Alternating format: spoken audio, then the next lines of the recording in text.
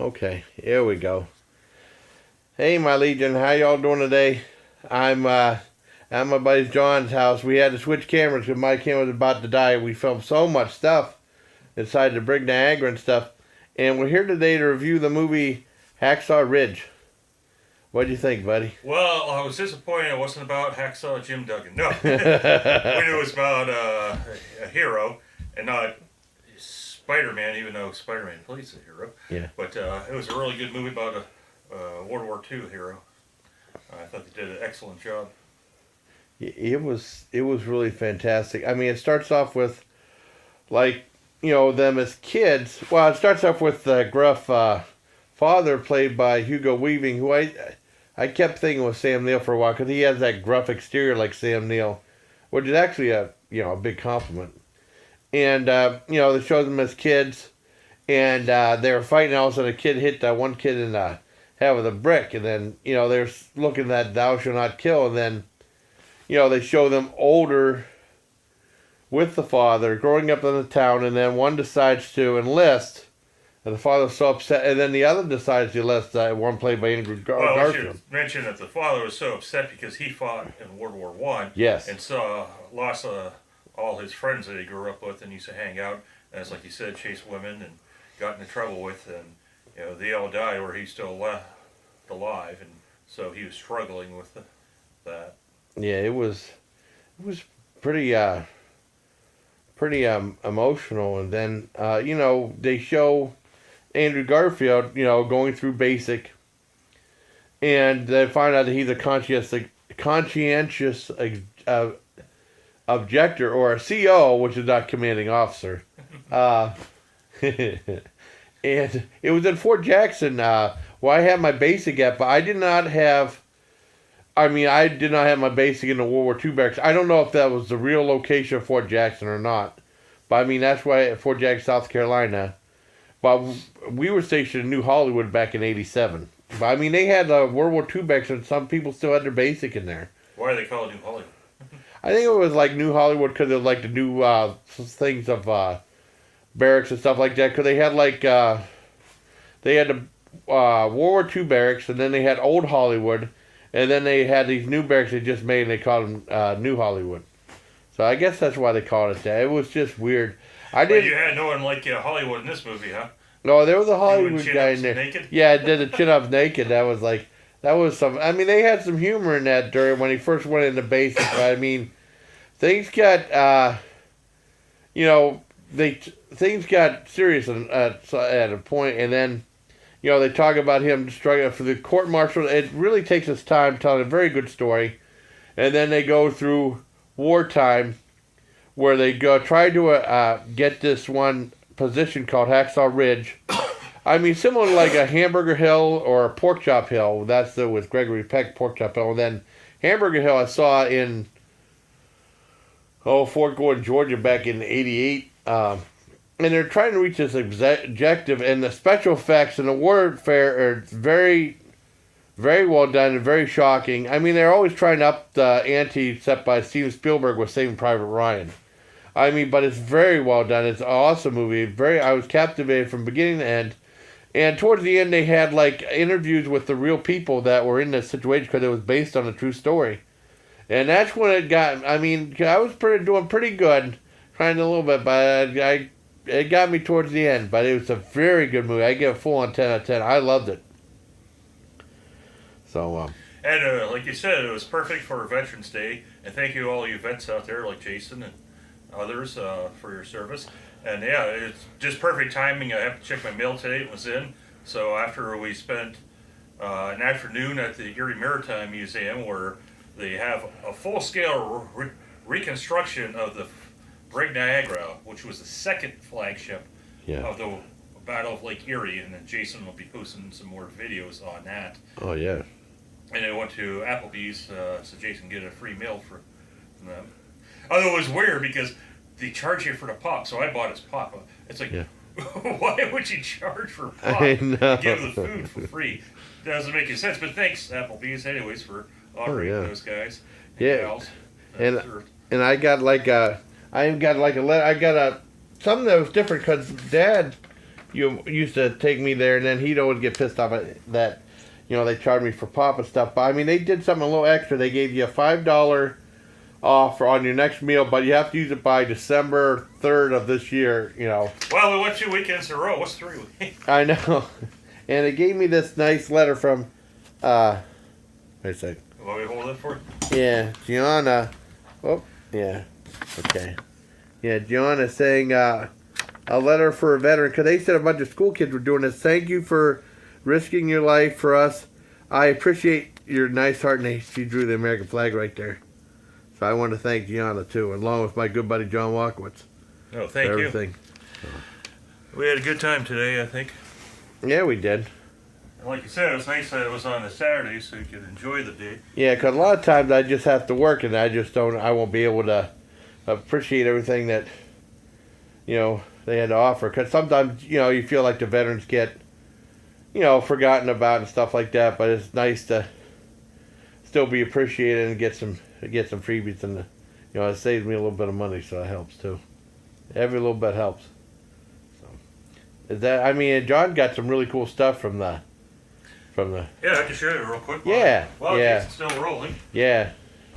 I should have filmed that earlier, but then my battery died because I filmed a lot of stuff. John got some really cool stuff from the Erie Maritime gift. There's a coffee cup here.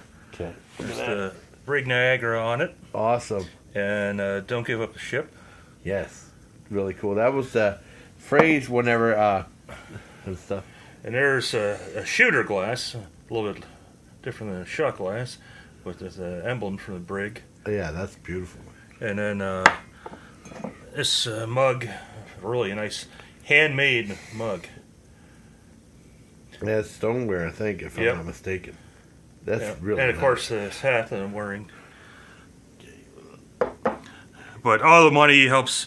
Like we said, it's a full-scale reconstruction. He said it's not a replica, which I thought it was, but I forgot they have actual parts of the original. I believe they said the original ship, because I think the guy said this was like the 4th version. Because after the Battle of Lake Erie, they ended up scuttling it in Misery Bay up in Erie. Then they raised it for the was it 100th year celebration. Yeah.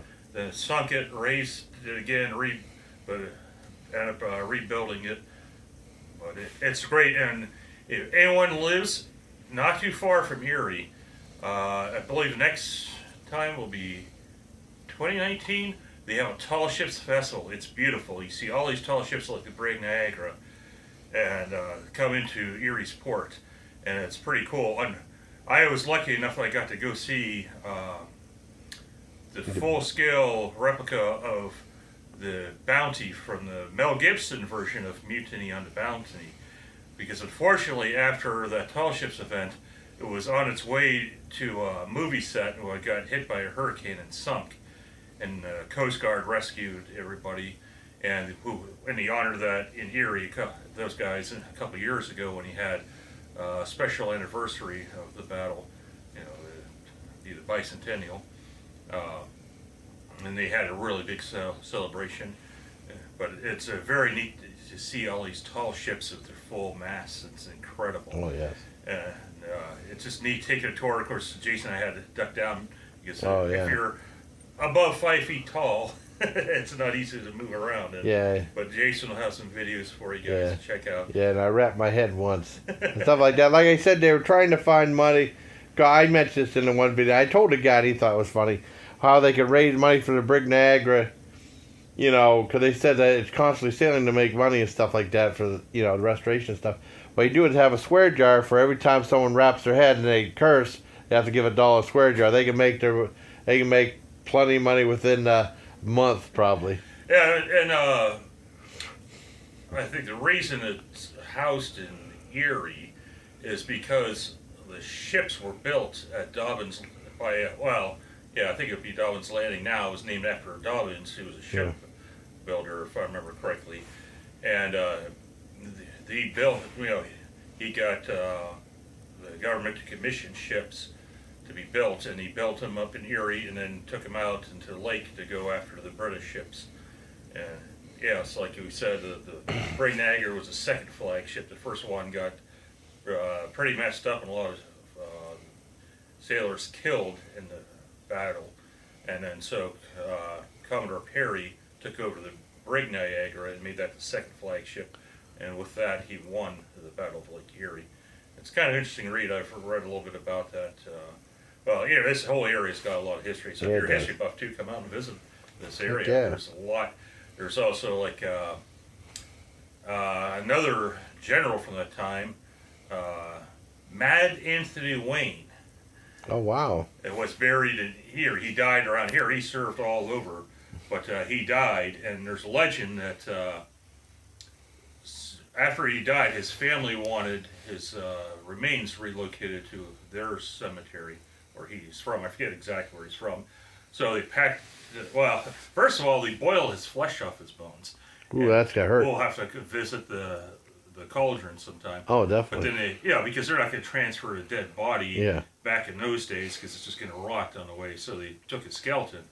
Well, legend has it his skull, I think his skull, maybe some other parts fell off the wagon and got lost. Oh, wow. And so now, the anniversary of his death, supposedly his ghost rises up from Erie and walks down to the cemetery looking for the body parts that fell off. And Wayne might be thinking, gee, that sounds like Bruce Wayne of Batman. Exactly. That is where they got their surname for Bruce Wayne. Holy Mad crap. Anthony Wayne, who once said, was the quote, "I'll invade hell if only you'll plan it." Oh, wow. See, that's what John's so smart. He knows so much stuff. I mean, it's Well, amazing. no, I mean, you remember a lot more movies than the. Well, the yeah, 90s. well, We all remember certain things about. Yeah.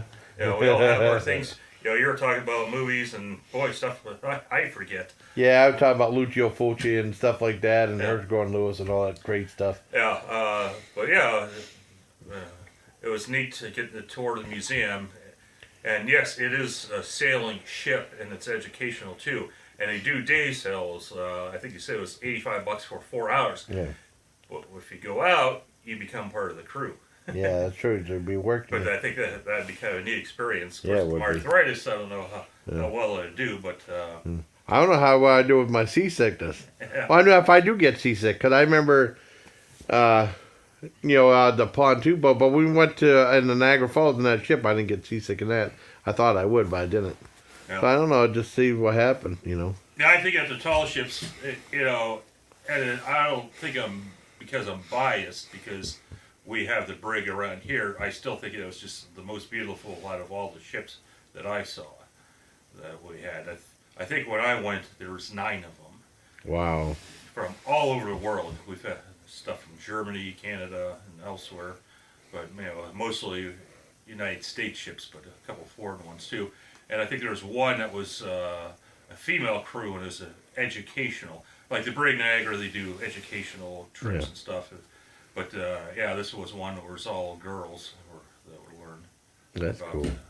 how to run the ships. But it's really neat. I'll have to take you when they have that again. And they fire off the cannons too. That's cool.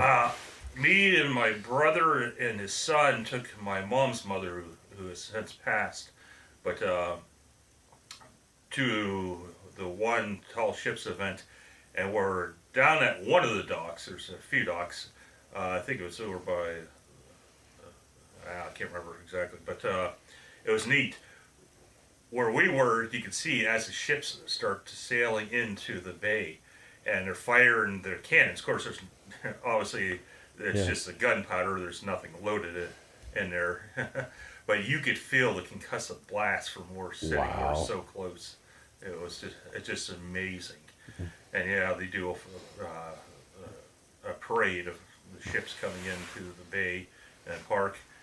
And I'll have to have Jason download from my Facebook page. Oh, yeah. I do have a picture.